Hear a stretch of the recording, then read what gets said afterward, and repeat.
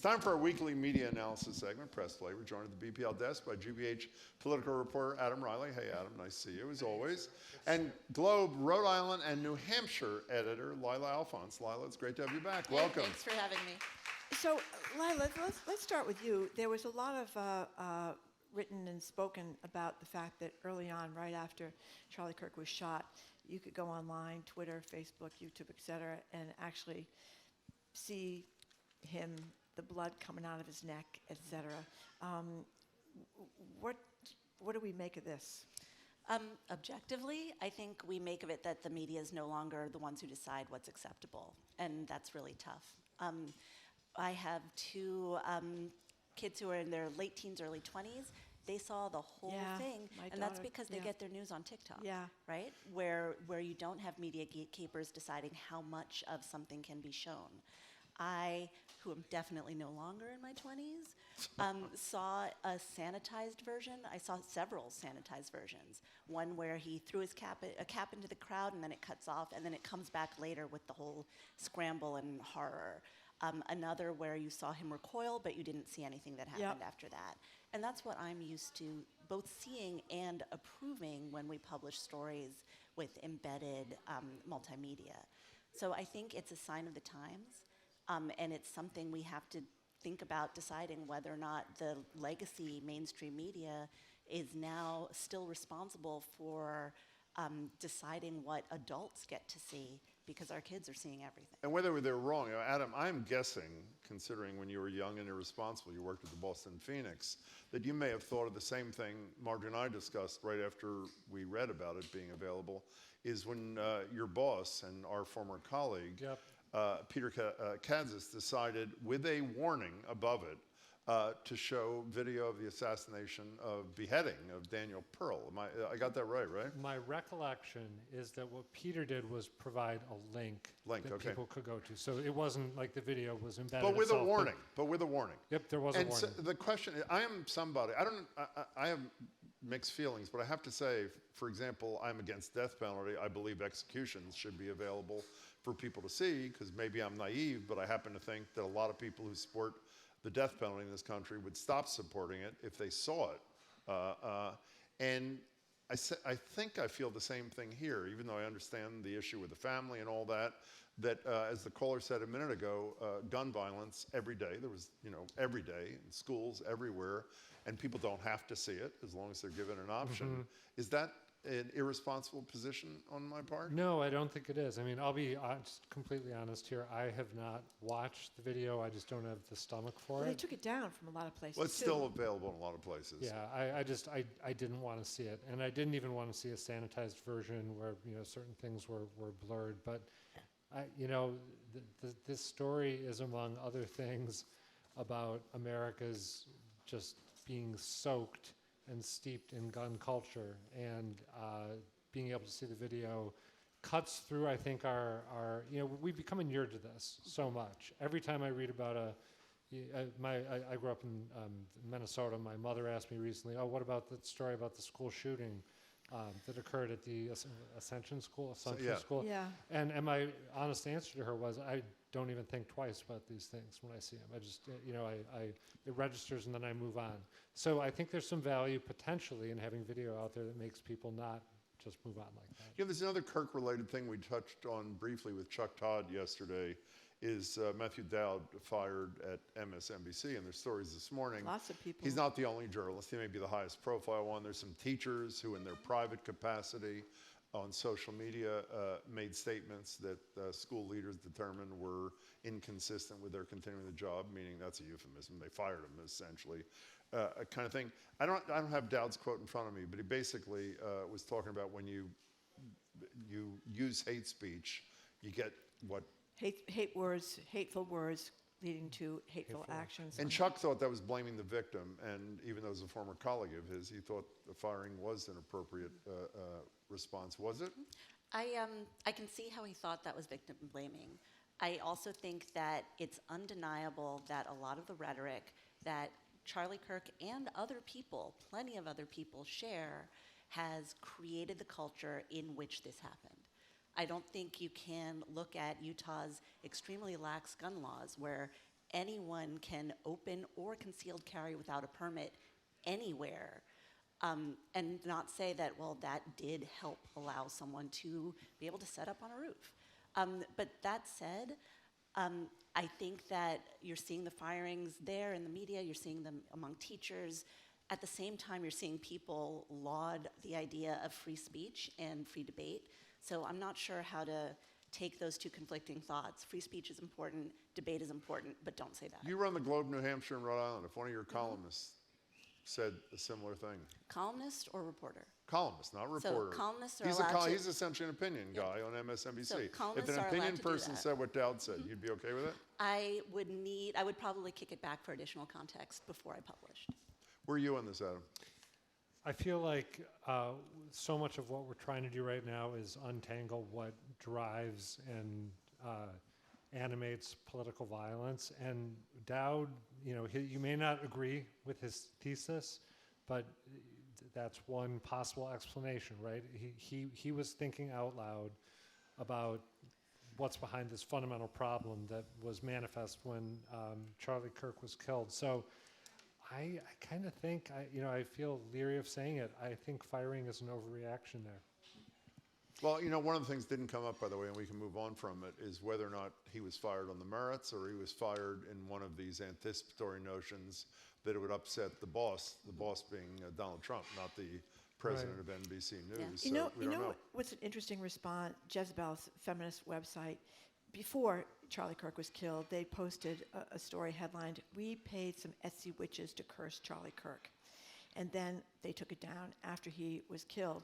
But the editor added a note and said, "The piece was intended as satire and made it absolutely clear we wish no physical harm, but we stand by every word. And we may republish at a later date, but out of compassion for the victim's family, we want to make clear we prioritize an end to violence." And I thought that was a pretty gutsy statement by the editor of Jezebel. I think that's such a Jezebel story. Slippery kind of, right? It is. It's such a slippery slope, and you're trying to apologize but not apologize and reserve the right to put it back online if you want to, but maybe not. I don't think he meant slippery slope. I think he meant slippery. Like trying to be, a little sneaky, get away with something. It is. But I think that's a good example of how people in the media, people on social media, just talk, and meanness is seen as funny. And it's all considered appropriate until there's a consequence. Yeah, but one of the things you could see where Jezebel would take this opposition position to Charlie Kirk, because he's talking about how you don't get married by 21, you're kind of all washed up as a woman kind of thing, and trad wives and all this kind of stuff. And the vice president talked about all those miserable cat ladies that, they're just soaking in despair because they don't have a bunch of children and grandchildren and stuff. So you could see where they would do that satirical approach. But because Charlie Kirk is murdered, then that changes everything, as you just said. So can we beat up on CBS for a second, which we do practically every single week? We all know about the payoff. I subscribe to the Elizabeth Warren School of Thinking and others. There was a bribe that essentially was paid, so a merger went through that made Sherry Redstone even wealthier. Since that happened, we know that is it Face the Nation is their Face the Nation is their show. They've agreed because it made the dog killer Kristi Noem unhappy, and I assume her boss, they're not going to edit any interviews anymore, even though they said they'd edit it perfectly properly. A conservative, noted conservative who has absolutely no experience in journalism is now the ombudsman at CBS News.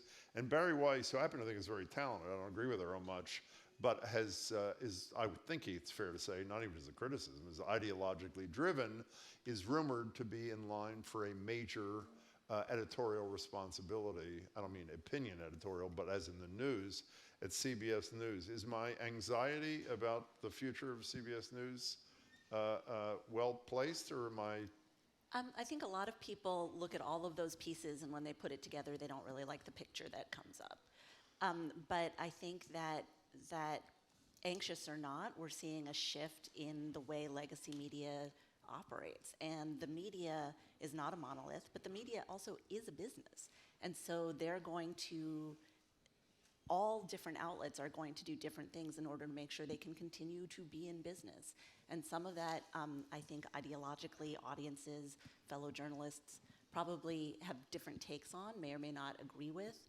But what I'm seeing there is an attempt to stay afloat and relevant. I mean, they. You don't mean bottom line. You mean afloat and relevant with a guy who may crack down on your operation, the President of the United States. I'm saying, but also bottom line, because if the president does crack down, your bottom line is going to be affected. Their news broadcasts are not at the top of the charts. They're already dealing with changes in the way consumers consume news, and they are not keeping up with the trends. So I can see them trying everything they can to stay relevant. I feel like one of those things is not like the others, though. Which? I kind of, the interview piece, I sort of like the idea of interviews either being broadcast live or being broadcast live to tape in their entirety. There's something, more fundamentally honest about that. It doesn't make the speaker look as good. It doesn't make the interviewer look as good. But I think that's not a bad experiment to engage in. What they got rid of in Kristi Noem was her lies. And I thought, why shouldn't we hear those lies? Why should we have missed out on those? As long as you've got the interlocutor confronting her on them, right? Yes, or you have some explainer afterwards that I'm a big believer in fact-checking. That's a good point. You got to do that. If You you're going have to to go do that. live, you got to fact check very aggressively. There's nothing wrong with that, saying that is not true, that is Well, not true. in the abstract, I agree with you, but you've done a lot of everybody here has done television. You and I have done a lot of television, Adam. The problem is we have the luxury here. Do we ever edit anything except funny stuff, or we don't ever edit a news interview? I don't think we ever have, and if we did, it was maybe once. I don't know of one. But we have a lot of time. You're right. A television show, I used to do one for 30 minutes. It's a lot harder than it looks to fact check someone. And the notion that you think you can do, I have a 7-minute slot, so I'll do a 7-minute interview when I have the Vice President of the United States sitting here. You can't do that. I mean, that's not how an interview works. It's too rushed, too tense. You hopefully edit it responsibly, just like 60 Minutes did with the Kamala Harris interview, even though they ended up paying $16 million. Which was totally responsible. Which was totally responsible. I mean, I guess there's one, not to get too down in the weeds here, there's one sort of middle ground that you could reach where you could take interviews, edit them, but make sure every single interview is posted online. They do. They do that as a matter of course. That's post the stuff with Trump, though. They didn't do that. Is that true? I didn't know that. don't think they did that before. Well, they should. That's totally correct. Make it available to people. Yeah. Absolutely. And I thought the whole Kamala Harris thing was on the 60 Minutes website. I think they put it up after They that. put it up because they had to. Yeah. I got to tell you, I think we're in a different place now because people lie so much about so many different things that I think you have an obligation to straighten out, to correct those lies. You have Trump constantly talking about the election being stolen over and over again. What are the numbers? 70% of Republicans believe that? Well, once something's repeated that many times, it kind of becomes the new fact. But it's really difficult when you have to constantly relitigate things to ever move past them. Yeah. If all of a sudden we had to discuss whether the sky or not was actually blue right now, I mean, if you're colorblind, it might look different. You can talk about so many different arguments, and then we still haven't discussed anything other than whether an established fact is really an established fact. Yeah, but I think that there are so many people who are believing lies that we're in a different place. And that's the problem. When you speak to your family, friends, or the people that text us here, I think, God, where did they get this stuff? And then you look it up, and they believe things that they heard on Fox News, which had to pay almost $1 billion for lying about the election being stolen. And my recollection is that research by people who are journalistic pointy heads shows that fact-checking doesn't matter, right? You can say, no, in fact, the election wasn't stolen in the midst of the interview, and it's not going to change their minds. Well, it might not change their minds, but I think it's important to have it there so you at least know you're not. Because what is the point otherwise? If you're just putting somebody on who's going to lie from beginning to end of the interview, I mean, that's the problem. Talking to Adam Reilly from GBH, Lylah Alphonse, who edits the New Hampshire and Rhode Island parts of the Boston Globe. So the Murdoch family, sort of like Succession, which is pretty great. They buy out a couple of the siblings, unlike Succession, and he puts in place, Rupert, 94, is he? 90-something, puts in place the one he wanted, the conservative I think this sibling. is the longest Rupert has been without an engagement announcement. I mean, he's usually always finding someone new to marry, but he's on a hiatus at the moment. One of the things that I love in an odd way, because it gives you faith in real journalism, at the same time that he's fighting hard to make sure his most conservative son takes over the paper and is there for the next 20 or 30 years. Has any paper done better reporting exposing the underside of Donald Trump than the Wall Street Journal. Well, not just Donald Trump. We talked about this the other day. Was it on the air? Annie Linsky used to be at the Globe, then went to the Washington Post, then went to the Wall Street Journal, was vilified. She was on with us the next day after she wrote a piece saying people in the administration know that Biden is losing it. She was trashed roundly. She was obviously totally right. They're the ones that exposed, what was it, the birthday book, the 50th anniversary birthday book, Yep, the I love that drawing by twist. Trump and all. So I mean, that's really a hopeful thing to me, separating opinion and great news reporting. Yeah, I find it hopeful as well. To me, it suggests that for Rupert Murdoch, there is a greater value than ideological tone or ideological content, that he puts a premium on a great scoop. That's a good point. I yeah. don't know. Right? I don't know if his son will do the same thing, because What's he like? I don't know anything about him. What's the deal with him? Lachlan.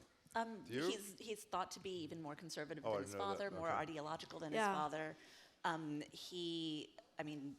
I think the rift between him and his siblings probably is a good example of where he comes down along things on that They got spectrum. $1.1 billion each. They did. They got Yeah. a lot of money. Maybe that's why he's not looking for another partner right now. Yeah. But I think that keeping the status quo in terms of the ideology at the top of the masthead, maybe that's the smart business decision here. But I think it's too soon to say Yeah. what Lachlan would do. And the brother and his wife are big liberals, and they're big anti. That's James, right? I Yeah, think. James. They're climate change people, and they're very upset about what has happened in Australia and all that kind of stuff. But you know what we were talking about? At the same time that I'm praising them for their fabulous news reporting on the Wall Street Journal, they also own the New York Post, which is not a real newspaper on most days. Fox News, which is surely not a news station. So there are a lot of odd things going on over there. It was bizarre when they were the ones who were on the alleged Epstein letter story before everyone else. When they broke that, it didn't sort of bleed over into the Post or into Fox. It wasn't like the other pieces of the empire took that news and ran with it. Yeah. So the Journal for them remains its own. Maybe because it's the prestige publication. I wonder think if it's money. I think wonder it's if it's funny? an acknowledgement that there are different audiences. Different people consume each of those different media in very different ways. So That the makes Fox sense. News audience may want one aspect of the Epstein book. Yeah, they'd New rather York- not hear about Yeah, the New York Post just wants to see beautiful the picture, secret. Yeah. right? And don't forget, when Fox News criticizes Trump, they discovered right after the election they lose viewers that go to Newsmax or someplace else. So I think with Fox, it's money. They don't want to. They're afraid of alienating their viewership, I think. Yeah, that does make sense. Yeah. Whereas So- the Journal, I think it's much more businessmen, more like so-called normal Republicans. The investors, the Yeah. ones who are out to protect their money and who are making savvy business decisions. Yeah. But I think this speaks to what you were saying about ideology. If Lachlan is going to be much more conservative than his father, he has an outlet where he can do that without good affecting point. the Wall Street Journal. That's Yeah. a very good point. Yeah. They do like you to change stories, so I worked for the Murdochs for a while. Make things up. Like what? I told you the great story about the helicopter crash. Tell us right now. Well, there was a news person, and I apologize, I forget the person. You know the traffic helicopters that go around. There was a crash. This is years and years ago. That's when Rupert Murdoch owned the Herald. When yeah. Rupert Murdoch owned the Herald, and I was a police reporter then. I was covering the story, and the helicopter went down near a school, and one of the bosses from Fleet Street, a British guy from Fleet Street, came over and said, and it's right near the school, and we understand that maybe the hero pilot gave up his life because there were children on the playground. And I said, well, nobody told me about that. I can call back and ask, and you call back the cops, you call back the fire. It was not a hero to avoid. He wanted me to make this up and put it in the story to make it It's more a different MO. Yeah, it's it's a a wild way of doing business. Yeah, wild way of doing business. And I thought, wow, I don't think you're supposed to do this. And And you in those- didn't. Well, in those days, you took your byline off the story. You said, I can't. I quit shortly after that. But that was their MO, and I'm sure it's their MO with the New York Post as well. Good to see you both. Lylah, Thanks Adam, for having thank you so us. much for your time. We appreciate it.